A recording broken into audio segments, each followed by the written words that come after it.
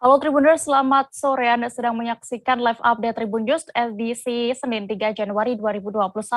Seperti biasa, kami akan sajikan informasi teraktual dan menarik yang akan dilaporkan secara langsung oleh reporter kami di lapangan. Bersama saya Diamita, inilah live update selengkapnya. Kita menuju kabar pertama dari Jawa Barat. Habib Bahar bin Smith memenuhi panggilan ke Polda Jawa Barat. Kali ini ia menjalani pemeriksaan terkait dugaan ujaran kebencian yang diduga dilakukan Bahar saat mengisi ceramah di Margahayu, Kabupaten Bandung. Bahar tiba di Polda sekira pukul 12.30 waktu Indonesia Barat bersama penasihat hukum dan rombongan keluarganya.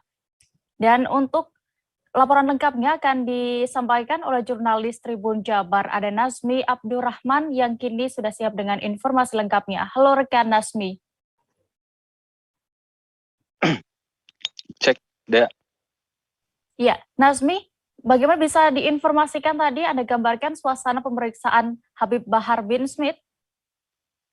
Ya, selamat sore Dea dan Tribuners. Habib Bahar bin Smith hari ini menjalani pemeriksaan di Polda Jabar. Bahar dijadwalkan tiba awalnya direncanakan akan tiba pukul 9 pagi, namun Habib Bahar bersama rombongan baru tiba di Polda Jabar sekitar pukul 12.30 siang.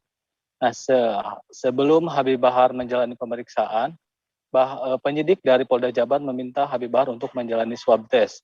Kemudian Habib Bahar bersama penasihat hukumnya mulai menjalani pemeriksaan di gedung Direktorat Kriminal Umum Polda Jabar. Dan untuk Habib Bahar sendiri saat ini masih menjalani pemeriksaan. Dea. Ya, berarti saat ini masih berlangsung pemeriksaan ini. Siapa saja yang diperiksa hari ini? Ya, hari ini ada 2 saksi yang diperiksa. Pertama, TR. TR adalah saksi, statusnya sebagai saksi. Dia adalah orang yang mengunggah video ceramah Habib Bahar ke channel YouTube. Kemudian saksi kedua yaitu Habib Bahar sendiri yang hingga saat ini masih menjalani pemeriksaan. Dea. Baik, lalu Nazmi, apakah Bahar akan langsung ditetapkan sebagai tersangka dalam pemeriksaan kali ini? Ya, hingga saat ini belum dapat dipastikan apakah Habib Bahar akan langsung ditetapkan tersangka atau kembali dipulangkan ke rumahnya dan untuk dipanggil lagi untuk pemeriksaan selanjutnya. Namun yang pasti tadi Bahar sempat menyatakan bahwa jika dia tidak kembali, artinya di penjara dan ditetapkan sebagai tersangka, maka dia tadi sempat berucap bahwa keadilan di negara ini sudah tidak ada, dan sampai saat ini belum dapat diketahui sampai jam berapa Habib Bahar akan menjalani pemeriksaan. Dea. Baik, Nazmi dan Tribuners, berikut akan kami tampilkan wawancara bersama Habib Bahar bin Smith, penceramah Kombes dan juga Kombes Pol Ibrahim Tompo, Kabid Humas Polda Jawa Barat selengkapnya. Saya Bahar bin Smith datang ke sini untuk memenuhi panggilan Polda Jabar. Dan yang perlu diketahui, selama ini saya tidak pernah mangkir dari panggilan. Dari zaman dulu sampai sekarang. Jadi kalau ada yang bilang Habib Bahar mangkir itu hoax. Dari di Bareskrim, di cybercrime, saya selalu hadir. Karena saya sebagai warga negara yang baik harus kooperatif. Dan saya ingin menyampaikan sedikit pesan. Ya. Saya telah menerima surat SPDP dari pihak Polda Jabar, kemudian menerima surat pemanggilan, sehingga saya datang kemari. Sebagai kewajiban saya. Sebagai warga negara, saya kooperatif, saya datang atas panggilan dari pihak kepolisian Polda Jabar. Maka saya datang kemari. Ya. Terus saya ingin menyampaikan, andaikan jikalau nanti saya ditahan, jikalau nanti saya tidak keluar dari ruangan atau saya dipenjara, maka sedikit saya sampaikan bahwasanya berarti ini adalah bentuk bahwasanya keadilan dan demokrasi sudah mati di negara kesatuan Republik Indonesia yang kita cintai. Sebab kenapa? Saya dilaporkan secepat kilat. Sedangkan masih banyak para penista-penista Allah, penista-penista agama dilaporkan, tapi tidak diproses sama sekali. Jadi ingin saya sampaikan, jikalau nanti, andaikan, jikalau saya masuk, diperiksa, saya tidak keluar lagi, berarti saya telah ditahan, berarti saya telah dipenjara, maka wahai rakyat, wahai bangsa, wahai Indonesiaku, wahai rakyatku, wahai bangsaku, khususnya umat Islam, para ulama, para habaib, para kiai, bukalah mata kalian. Bahwasanya teruslah berjuang untuk menyampaikan kebenaran.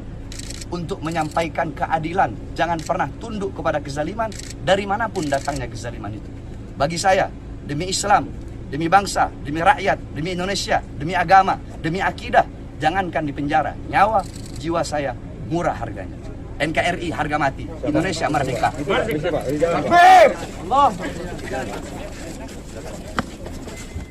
Memang di dalam surat panggilan itu kita tujukan pada yang bersangkutan untuk tanggal 3 pada hari Senin ini, jamnya jam 9.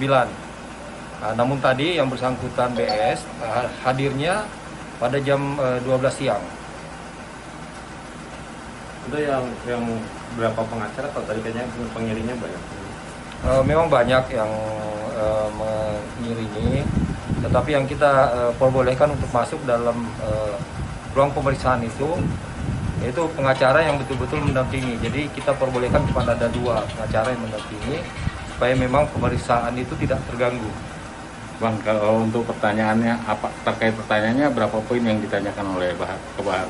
Nah, kalau teknis pemeriksaan ini kan tergantung penyidik nantinya, dan memang biasanya pemeriksaan itu berlaku dinamis ya, tergantung dari hasil pertanyaan yang diajukan. Jadi sampai sekarang memang belum bisa kita tentukan berapa pertanyaan yang diberikan kepada yang bersangkutan. Ya, tadi TR juga diperiksa ya sebenarnya? Ya, jadi hari ini memang agendanya memeriksa BS dan saudara DR. TR ini dia mengunggah ya? Ya, TR ini yang menggunakan channel YouTube-nya. Untuk mengunggah video Habib Bahar. Ya. Dan tadi sempat Habib Bahar sempat dilakukan pemeriksaan tes kesehatan dan swab antigen, itu hasilnya seperti apa? Memang kan kita melakukan prosedur sebelum melakukan pemeriksaan tersebut berupa prosedur COVID. Jadi kita melakukan pemeriksaan antigen. Hasilnya apa? Ya, hasilnya negatif dan bisa dilaksanakan pemeriksaan. Memang apabila positif bisa berbeda lagi. Memang di dalam surat panggilan itu kita tujukan pada yang bersangkutan untuk tanggal 3 pada hari Senin ini, jamnya jam 9. Namun Kita beralih ke Kalimantan Utara. Ribuan pengunjung tampak tumpah ruah di area kawasan wisata Pantai Amal, baik di Bina Latung Pantai Amal Lama dan Pantai Amal Baru pada Minggu kemarin. Meski puncak liburan tahun baru terjadi pada Sabtu, 1 Januari 2021, namun hingga sore kemarin terpantau masih tetap ramai dikunjungi. Mereka menghabiskan akhir pekan sebelum kembali beraktivitas pada hari ini Senin 3 Januari 2021. Untuk informasi lengkapnya dan bagaimana suasana di sana saat itu, kini kami sudah tersambung bersama wartawan Tribun Kaltara. Ada Andi Pausiah di sana. Halo rekan Andi. Ya, halo rekan Dea. Bagaimana keseruan akhir pekan warga Tarakan di kawasan wisata Pantai Amal, bisa Anda gambarkan? Ya, baik rekan Dea, selamat sore Tribunar. Saya Andi melaporkan dari Kota Tarakan, Provinsi Kalimantan Utara. Ya, benar rekan Dea, sama seperti perayaan hari besar sebelumnya, baik Idul Fitri, Natal, dan Tahun Baru tahun 2021 lalu, sama dengan tahun ini kawasan wisata tampak ramai dikunjungi oleh masyarakat yang ingin menghabiskan akhir pekan atau liburan terakhirnya sebelum kembali beraktivitas seperti biasa. Pada hari Minggu kemarin, pada tanggal 2 Minggu kemarin, memang tampak kawasan wisata Pantai Amal masih dipadati oleh pengunjung yang datang, meskipun dikatakan Firdaus, salah seorang pengelola karcis pintu masuk dari Dinas Pariwisata, memang kalau untuk puncak dari berliburnya masyarakat Kota Tarakan terjadi pada hari Sabtu tanggal 1 Januari 2022 kemarin. Untuk tercatat, ya diperkirakan jumlah pengunjung yang masuk pada hari Minggu mencapai sekitar 2.000 orang, baik yang ada di Pantai Amal Lama dan di Pantai Amal Baru. Kemudian untuk pada hari Minggu kemarin tercatat sekitar ada 600 pengunjung yang masih memadati kawasan wisata Pantai Amal. Adapun per orangnya dikenakan 3.000 untuk sekali masuk di lokasi wisata. Karena saking padatnya pengunjung pada hari Sabtu kemarin, sempat dilakukan penutupan dan tidak lagi menerima pengunjung dikarenakan lokasi wisata sudah sangat padat dan ramai oleh pengunjung yang ingin menghabiskan akhir pekannya. Demikian rekan Dea. Iya, Andi, mengapa Pantai Amal ini masih menjadi destinasi wisata favorit warga Tarakan dan juga bagaimana harapan para warga Tarakan memasuki awal tahun 2022 ini? Iya, rekan Dea, saya sempat mewawancarai salah seorang pengunjung yang kebetulan bersama keluarganya menghabiskan akhir pekannya minggu kemarin di kawasan wisata Pantai Amal. Dikatakan Tora, salah seorang pengunjung yang juga merupakan warga Tarakan yang beralamat di Kelurahan Juwata Korpri, memang Pantai Amal ini menjadi destinasi favorit bagi keluarganya. Karena selain terbilang murah juga terjangkau dan bisa membawa anak-anaknya dan keluarganya berenang di pinggir pantai, tentu dengan tetap penjagaan yang ketat oleh dirinya. Adapun selain kawasan wisata Pantai Amal, sebenarnya biasanya ia juga berlibur ke kawasan konservasi mangrove dan bekantan. Namun kali ini ia memilih lokasi yang berbau laut atau di pinggir pantai. Adapun dikatakan Tora sendiri, ia berharap Kota Tarakan di tahun 2022 pembangunannya semakin lebih banyak. Begitu juga dari sisi pariwisata, tidak hanya mengembangkan Pantai Amal, tapi juga potensi-potensi wisata lain yang ada di Tarakan, sehingga bisa menarik wisatawan dari Tarakan sendiri, dari lokal maupun dari luar sampai level internasional jika bisa.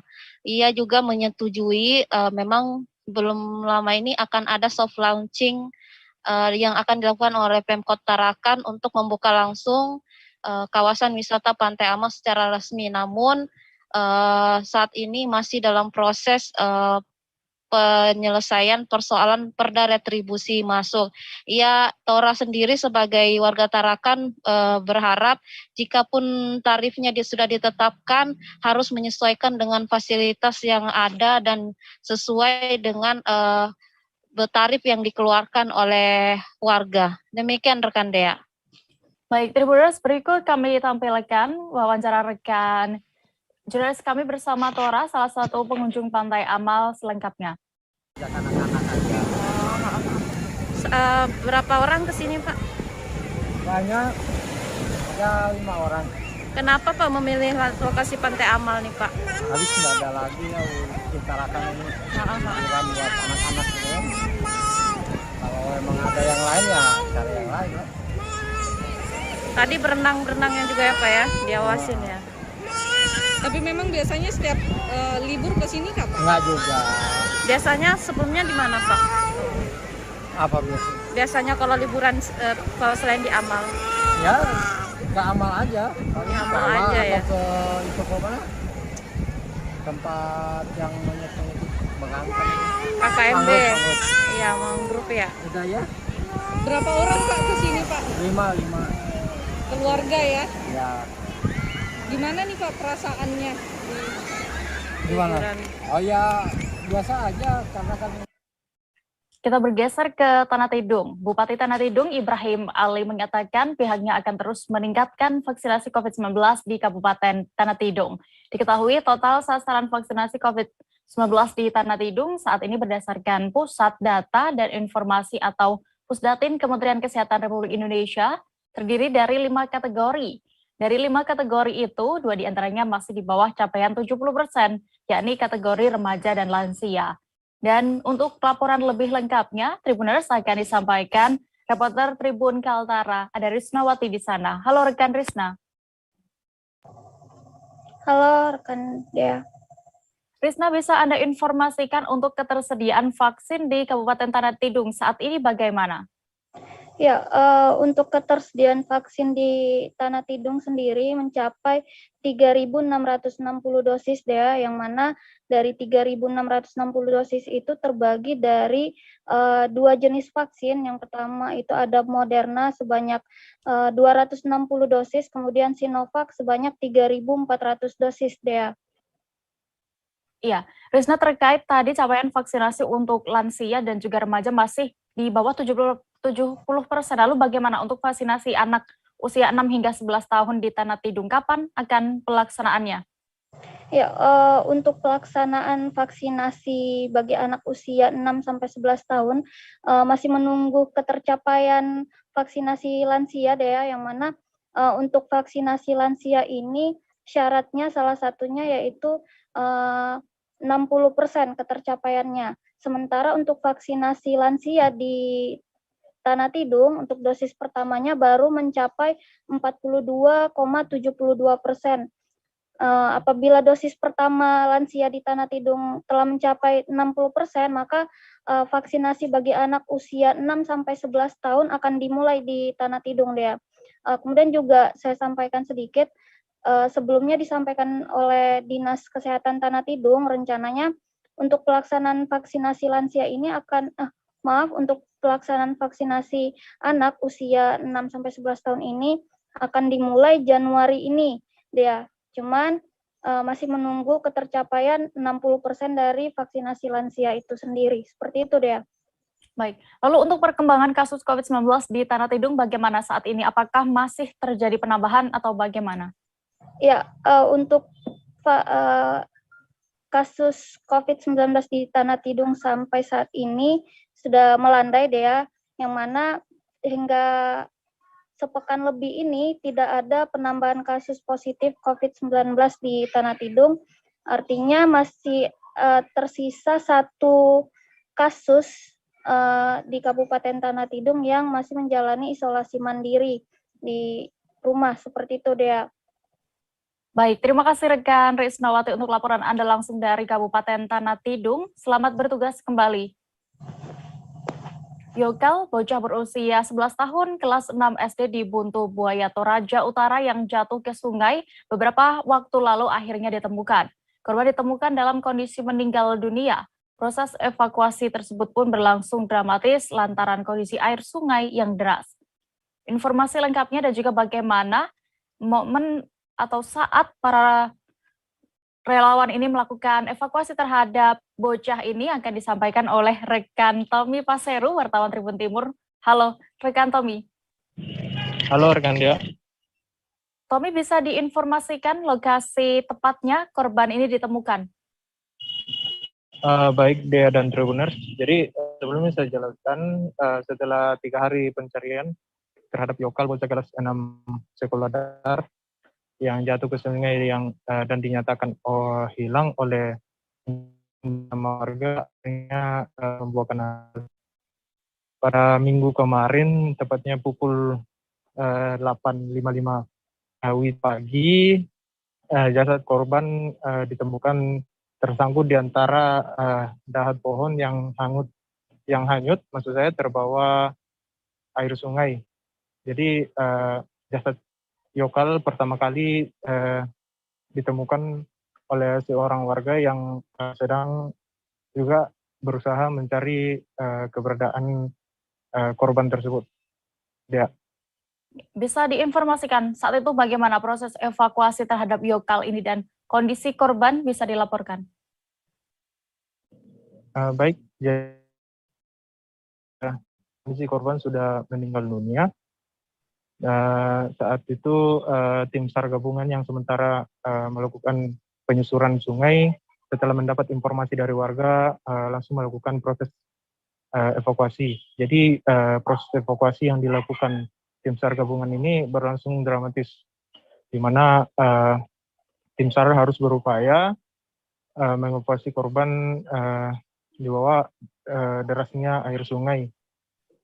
Tim SAR juga melakukan evakuasi dengan alat yang terbatas, di mana hanya menggunakan tambang. Setelah tiba di pinggir sungai, selanjutnya korban dibawa tim SAR menggunakan kantong jenazah ke rumah duka yang tak jauh dari lokasi penemuan jasad korban ini. Dea. Tommy, bisa dilaporkan kembali, informasikan sejak kapan korban ini hilang dan juga bagaimana upaya selama ini yang dilakukan oleh tim SAR untuk mencari Yokal ini? Baik, Dea dan Tribuners. Jadi Yokal dilaporkan jatuh dan hilang di sungai pada 30 Desember 2021 lalu. Jadi saat itu Yokal sedang membersihkan di halaman samping rumahnya. Yokal dilaporkan terjatuh dan dinyatakan hilang sekitar pukul 19.00 WITA. Tak lama setelah warga mengetahui Yokal atau mendapat informasi dari ibu korban bahwa korban ini terjatuh ke sungai, warga langsung melakukan pencarian. Sayangnya saat itu mengingat sudah malam hari, warga kesulitan untuk melakukan pencarian. Belum lagi saat itu air sungai sedang keruh. Tim SAR gabungan sendiri mulai melakukan pencarian di hari kedua korban dilaporkan hilang.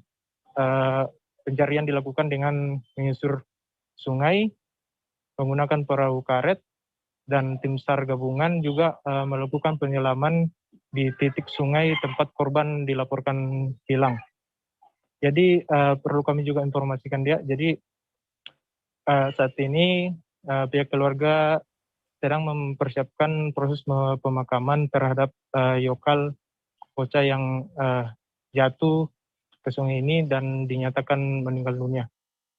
Seperti itu dia. Baik, Tribuners, berikut akan kami tampilkan hasil wawancara rekan Tommy bersama Komandan Pos Basarnas Palopo, Michael, selengkapnya. Baik, saya kasih sedikit penjelasan. Untuk korban ditemukan pada pukul 08.55 dan ditemukan dengan jarak titik awal jatuhnya kurang lebih 30 meter dari kejadian pertama dan lokasi penemuannya. Evakuasinya tadi bagaimana, Pak? Untuk evakuasi memang agak terkendala. Makanya kami dibantu oleh masyarakat setempat dan tim SAR gabungan menggunakan satu sistem teknik pembentangan tali dari sisi kiri dan sisi kanan sampai bisa korban kami evakuasi keluar dari sungai. Terkendala karena derasnya arus dengan naiknya air. Mungkin begitu. Ini selama pencarian ini yang turun dari mana saja, Pak? Baik, untuk tim yang terlibat yaitu khususnya dari Basarnas, dari instansi terkait dengan relawan-relawan dari Palopo dan Luwu, yaitu seperti SAR Sauri Gading, SAR Pramuka, SAR Maharipa Toraja Utara, dengan lain-lain. Tidak bisa disebutkan masing-masing, tapi mereka termasuk dari tim dengan masyarakat setempat. Pada momentum tahun 2022, seorang aktivis lingkungan dari komunitas peduli Ciliwung dan juga River Defender lingkungan Suparno membuat aksi yang tak biasa. Pria yang juga menjadi anggota Satgas Naturalisasi Ciliwung ini membuat aksi membenamkan diri di antara tumpukan styrofoam. Ia juga memberi pesan dan mengingatkan masyarakat agar tetap dan terus menjaga alam. Informasi selengkapnya akan disampaikan rekan jurnalis Tribun Bogor, ada Lingga Arfian di sana. Halo rekan Lingga. Iya, Dea.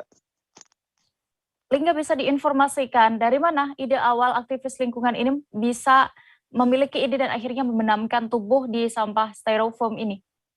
Iya, Dea dan rekan-rekan Tribuners, seperti diketahui keberadaan sampah styrofoam ini sama mengkhawatirkannya dengan sampah plastik. Hal itu yang mendasari aktivis lingkungan Suparno Jumar membuat aksi mengubur diri di antara kepingan ataupun potongan-potongan styrofoam yang mengalir dari kawasan hulu menuju hilir.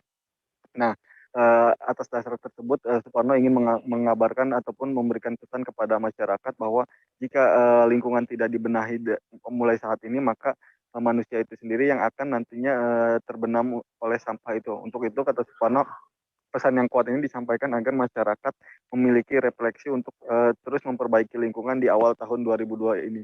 Itu deh.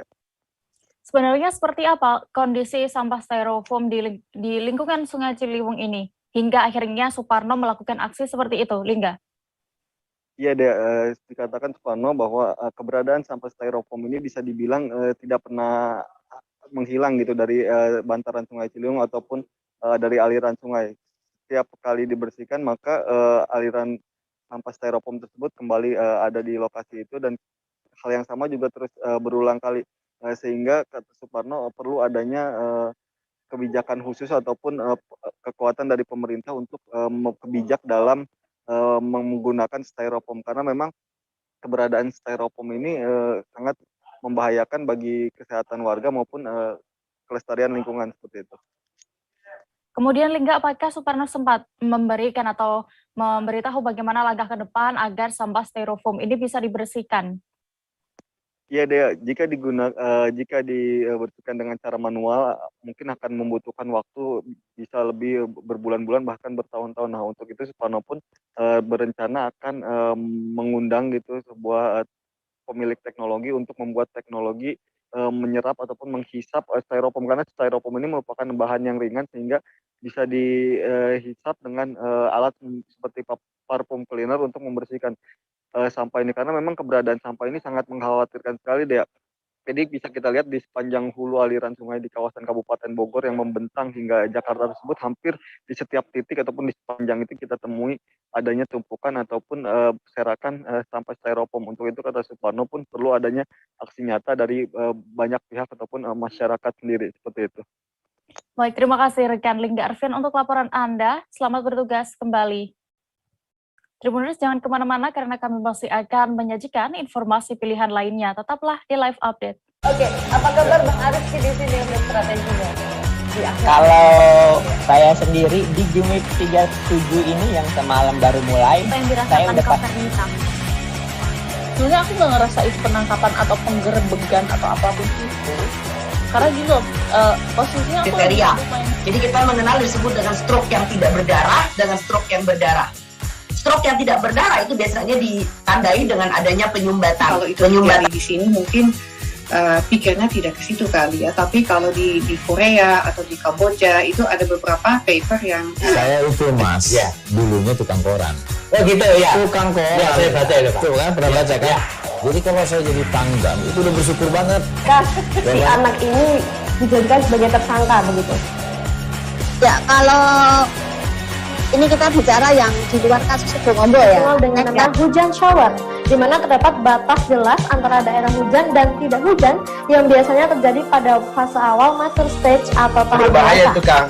Jadi mulai artinya terjadinya perlembekan. Nah itu untuk penetrasi akan sulit begitu ya. Dok, saya ini menurut saya memang tidak mudah, bukan urusan tanah diambil.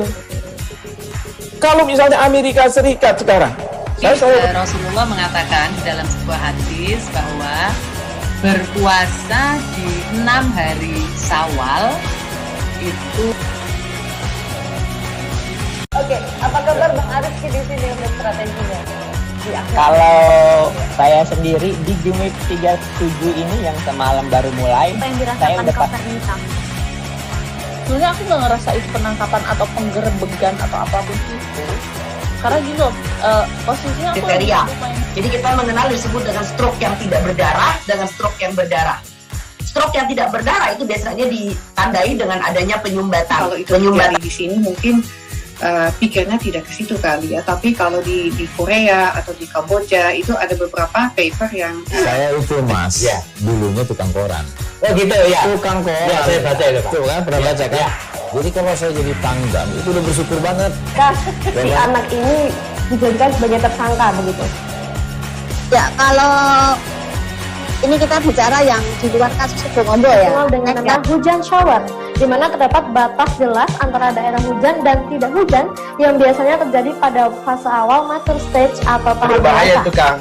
Jadi mulai artinya terjadinya perlembekan. Nah itu untuk penetrasi akan sulit begitu ya. Dok, saya ini menurut saya memang tidak mudah, bukan urusan tanah diambil. Kalau misalnya Amerika Serikat sekarang, Rasulullah mengatakan dalam sebuah hadis bahwa berpuasa di 6 hari Syawal itu. Oke, apa kabar Bang Arif di sini untuk strateginya?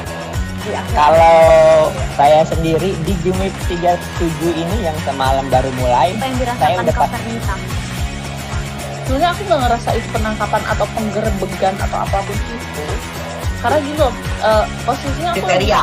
Jadi kita mengenal disebut dengan stroke yang tidak berdarah dengan stroke yang berdarah. Stroke yang tidak berdarah itu biasanya ditandai dengan adanya penyumbatan. Kalau itu terjadi di sini mungkin pikirnya tidak ke situ kali ya. Tapi kalau di Korea atau di Kamboja itu ada beberapa paper yang saya itu Mas, ya, dulunya tukang koran. Oh gitu ya. Tukang koran. Ya, saya baca itu Pak. Tuh kan pernah baca kan? Ya. Jadi kalau saya jadi tanggam itu udah bersyukur banget. Si anak ini dijadikan sebagai tersangka begitu. Ya, kalau ini kita bicara yang di luar kasus Sebongombo ya. Dengan nama hujan shower, di mana terdapat batas jelas antara daerah hujan dan tidak hujan yang biasanya terjadi pada fase awal mature stage atau tahap berbahaya dewasa. itu Kang. Jadi mulai artinya terjadinya perlembekan. Nah itu untuk penetrasi akan sulit gitu ya. Dok, saya ini menurut saya memang tidak mudah, bukan urusan tanah diambil. Kalau misalnya Amerika Serikat sekarang, Rasulullah mengatakan dalam sebuah hadis bahwa berpuasa di 6 hari Syawal itu. Oke, apa kabar Bang Arifki di sini untuk strateginya? Kalau saya sendiri di Jumip 37 ini yang semalam baru mulai, Apa yang saya dirasakan udah Kak Fernita? Sebenarnya aku nggak ngerasain penangkapan atau penggerebegan atau apapun itu.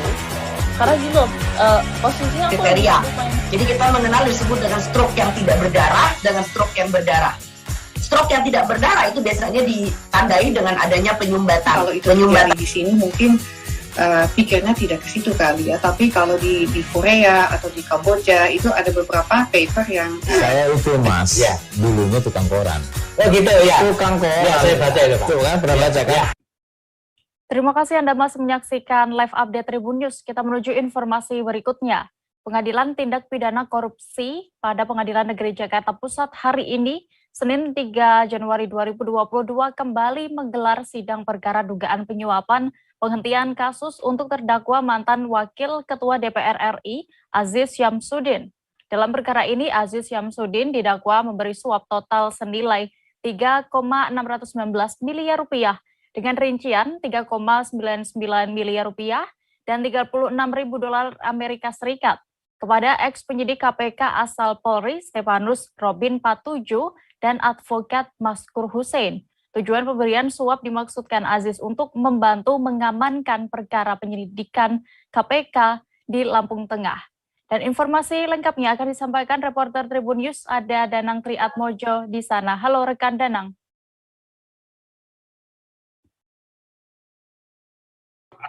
Halo rekan Dea. Bisa disampaikan dalam lanjutan sidang Aziz Syamsuddin hari ini siapa saja saksi yang dihadirkan jaksa KPK? Ya, untuk sidang terdakwa Aziz Syamsuddin hari ini tim jaksa KPK kembali memanggil saksi untuk diperiksa di persidangan. 4 saksi dihadirkan untuk diperiksa. Mereka diantaranya orang kepercayaan Aziz Syamsuddin sekaligus mantan Wakil Ketua Umum PP Angkatan Muda Partai Golkar, Aliza Gunado, kemudian Kasubit Rekonstruksi BPBD Kabupaten Lampung Tengah, Aan Rianto, mantan Kepala Dinas Bina Marga Lampung Tengah, Taufik Rahman, dan Direktur CV Tetayan Konsultan, Darius Hartawan. Demikian. Apa yang ingin digali jaksa KPK dalam sidang kali ini sehingga menghadirkan ada 4 saksi itu? Ya, jaksa KPK menghadirkan 4 saksi tersebut, termasuk Aliza, karena bahwa mengonfrontir pernyataan Aliza pada sidang sebelumnya yang mengaku tidak kenal dengan 3 saksi lainnya. Lantaran dalam pemeriksaan di persidangan kemarin, Aliza Gunado menyatakan tak kenal, baik apalagi dekat dengan terdakwa Aziz Syamsuddin. Dia juga membantah mengenal 3 saksi lain yang dihadirkan hari ini. Padahal saksi Taufik dan Darius dalam keterangannya di persidangan sebelumnya menyatakan kenal dengan Aliza. Bahkan Aliza disebut membantu mencairkan proposal dana anggaran khusus atau DAK Lampung Tengah yang notabene terkait dengan perkara dugaan penyuapan Aziz Syamsuddin. Demikian.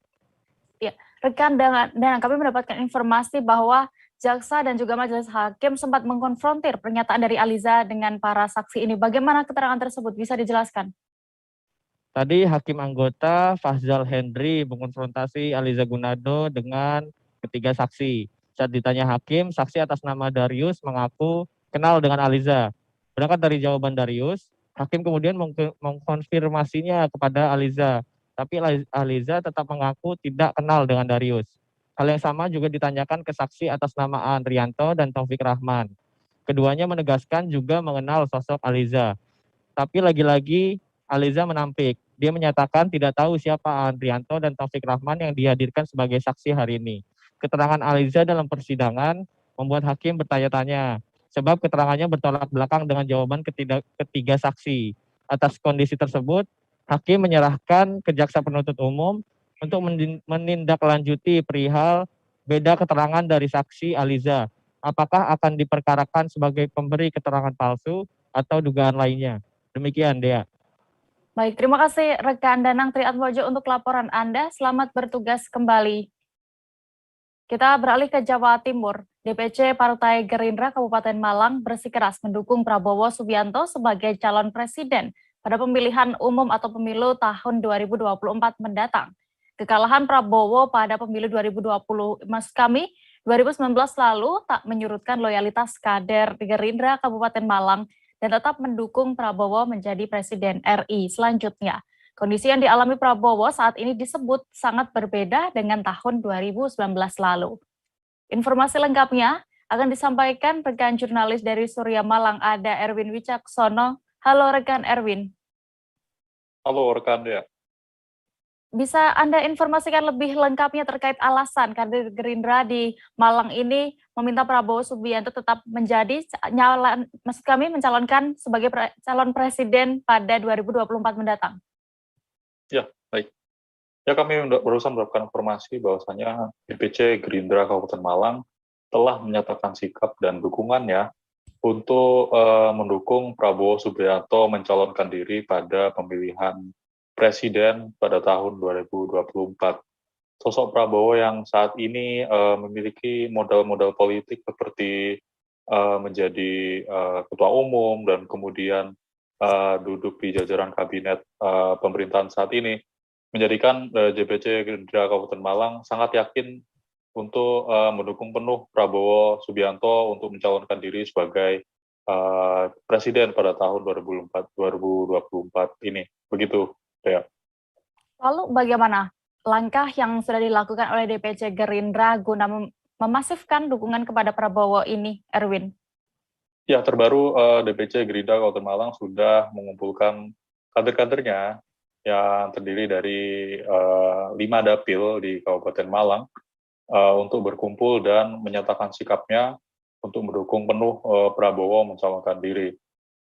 Dan kemudian saat ini melalui Wakil Ketua DPC Gerindra yakni Ziyalul Haq menyatakan saat ini pihaknya telah memanasi mesin-mesin politik yang melalui kader-kadernya untuk menyatukan sikap bahwasanya Prabowo ini memang layak untuk maju kembali dalam kancah politik.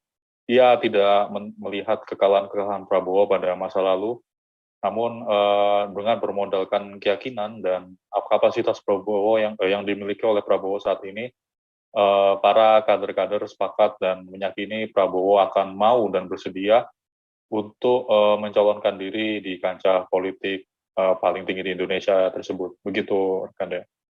Iya. Jika berkaca pada tahun 2019, Erwin, bagaimana bisa diinformasikan perolehan suara Prabowo di Kabupaten Malang? Ya, menurut informasi yang kami dapat dari Ziyalul Haq sendiri mengatakan perolehan suara Prabowo di Kabupaten Malang saat itu tidak lebih baik dari Jokowi. Namun kendati demikian, Zia menegaskan bahwasanya dirinya sebagai kader partai akan lebih memasifkan lagi mesin-mesin politik dan kemudian akan menyumbangkan suara-suara banyak untuk Prabowo jika pada nantinya memutuskan untuk mencalonkan diri sebagai presiden. Begitu, ya. Baik, terima kasih rekan Erwin. Dan Tribuners, berikut akan kami tampilkan hasil wawancara jurnalis kami bersama Wakil Ketua DPC Partai Gerindra Kabupaten Malang, Ziyalul Haq, selengkapnya. Jualan Pak Prabowo ini kan sebenarnya lebih mudah karena satu ya pernah nyalon, orang sudah kenal semua Pak Prabowo, tinggal kan bicaranya orang memilih Pak Prabowo. Nah, orang memilih Pak Prabowo, kader ini harus banyak turun. Nah, salah satunya turun itu ketika ada persoalan untuk ada di tengah-tengah persoalan tersebut membantu masyarakat. Ini yang harus dilakukan. Gandengan? Persoalan gandengan mau dengan Puan, mau dengan siapapun. Ini kan urusan elit partai. Kami di daerah ini bagaimana mengamankan teritorial yang tadi. Kriteria mungkin gandengan. Kalau gandengan, saya kira sebenarnya simpel, Pak. Di Indonesia kan isinya Jawa. di Jawa ini kan ada Jawa Timur, Jawa Tengah, Jawa Barat. Ketika 3 wilayah ini dikuasai, selesai Pak pemilu. Pak Prabowo kemarin mutlak di Jawa Barat, tapi kalau di Jawa Timur dan di Jawa Tengah. Kalau Jawa Tengah ini misalnya gandeng dengan Puan, selesai Jawa Tengah. Di Jawa Tengah itu satu. Efek adanya libur Natal dan Tahun Baru 2022 mulai terasa. Kasus aktif COVID-19 di ibu kota khususnya melonjak hingga 2 kali lipat. Dinas Kesehatan DKI Jakarta mengimbau masyarakat bisa lebih waspada dan tetap disiplin dalam menjalankan protokol kesehatan. Terlebih penyebaran varian baru virus corona, yakni Omikron, terus meluas. Informasi lengkapnya akan disampaikan rekan Dionysius Arya Bimasuci, wartawan Tribun Jakarta yang akan menyampaikan laporan lengkapnya. Halo rekan Dion.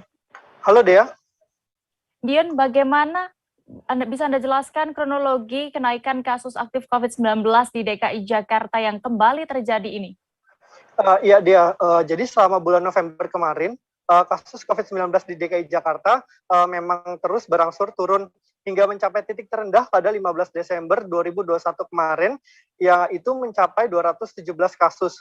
Namun, jelang libur Natal, angka kasus aktif ini mulai fluktuatif dan cenderung mengalami tren peningkatan, sehingga pada 2 Januari kemarin, itu total kasus aktif di DKI Jakarta berada di angka 544 kasus. Artinya kasus COVID-19 di DKI Jakarta ini meningkat lebih dari 2 kali lipat selama masa libur Natal dan Tahun Baru kemarin, Dea.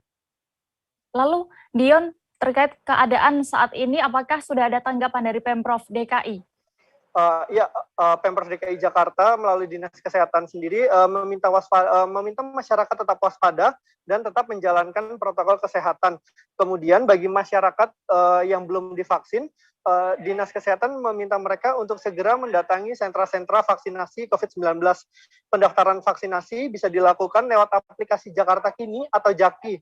Lewat aplikasi tersebut, masyarakat bisa menentukan lokasi dan waktu vaksinasi yang diinginkan. Begitu dia. Lalu bagaimana kondisi rumah sakit rujukan COVID-19 di DKI? Berdasarkan data dari Dinas Kesehatan per 26 Desember 2021 kemarin, tingkat keterisian atau bed occupancy rate di rumah sakit rujukan COVID-19 masih berada di angka 3%, sedangkan bor ruang ICU itu di kisaran 5%. Untuk mengantisipasi lonjakan kasus COVID-19, Pemprov DKI Jakarta tetap menyiapkan fasilitas dan petugas kesehatan. Total ada 140 rumah sakit rujukan yang disiapkan oleh Pemprov DKI. Begitu dia. Baik, terima kasih rekan Dion untuk laporan Anda dari Jakarta. Selamat bertugas kembali. Kita menuju Kalimantan Timur. Antrean pegawai tenaga kontrak daerah atau TKD menjalar panjang di pelataran kantor Badan Narkotika Nasional Kota atau BNNK Bontang beberapa hari belakangan ini. Para pegawai honorer ini rela mengantri panjang demi mendapatkan surat bebas narkoba untuk syarat perpanjangan kontrak kerja di Pemkot Bontang. Dari pantauan media ini, antrean panjang terjadi sejak pukul 8 waktu Indonesia Tengah pada hari ini, Senin 3 Januari 2021. Informasi lebih lengkapnya dan juga bagaimana keadaan di sana tadi akan dilaporkan oleh jurnalis Tribun Kaltim Ismail Usman. Halo rekan Ismail. Halo Dea. Bisa Anda ceritakan secara singkat terlebih dahulu kenapa sampai terjadi antrean panjang seperti ini yang tentunya pasti menimbulkan kerumunan di sana? Iya, baik, terima kasih Dea. Antrean panjang ini diakibatkan dari pemberlakuan aturan baru Wali Kota Bontang, yakni Basirasa yang mensyaratkan seluruh pegawai TKD melampirkan surat bebas narkoba saat melakukan perpanjangan kontrak di lingkup kerja Pemkot Bontang. Regulasi yang sengaja diberlakukan Wali Kota ini buntut dari maraknya penyalahgunaan narkoba di lingkup pegawai Pemkot Bontang. Hal itu dibuktikan dari hasil tes urin seluruh pegawai di 7 instansi kemarin, mendapati ada 15 pegawai yang positif narkoba. Di antara 15 pegawai itu 2 diantaranya ASN dan 13 lainnya merupakan honorer atau pegawai TKD. Ya. Baik, ya. Apakah keadaan seperti ini memang selalu terjadi setiap perpanjangan kontrak kerja pegawai di Bontang? Ya, ini kali pertama terjadi. Tahun-tahun sebelumnya tidak seperti